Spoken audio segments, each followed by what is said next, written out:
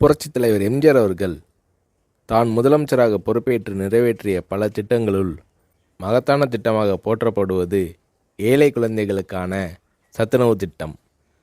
எம்ஜிஆர் அவர்கள் தன் இளமை காலத்தில் வறுமையின் கொடுமையை அறிந்திருந்தார். எனவே தான் முதலமைச்சரான பின் பள்ளி குழந்தைகளின் ஆரோக்கியத்தை பற்றி எம்ஜிஆர் அவர்கள் பெரிதும் அக்கறை காட்டினார்.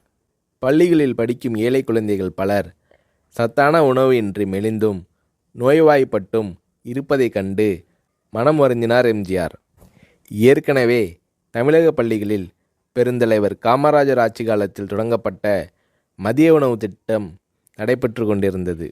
எம்ஜிஆர் அத்திட்டத்தை 1/7/1982 அன்று சத்துணவு திட்டம் என்ற பெயரில் பயனுள்ள திட்டமாக மாற்றினார்.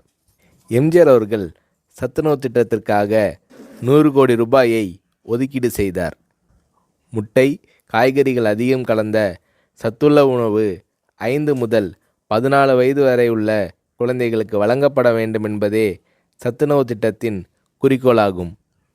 இந்திய பொருளாதார முன்னேற்றம், தொழில் முன்னேற்றம் என்பதை விட இன்றைய குழந்தைகளின் பசியும் ஆரோக்கியமும் அவசியம் என்பதை உணர்ந்தே சத்துணவு திட்டத்தை நான் அறிமுகப்படுத்தினேன் என்று சத்துணவு திட்டம் பற்றி எளிமையாக விளக்கமளித்தார் எம்ஜிஆர்.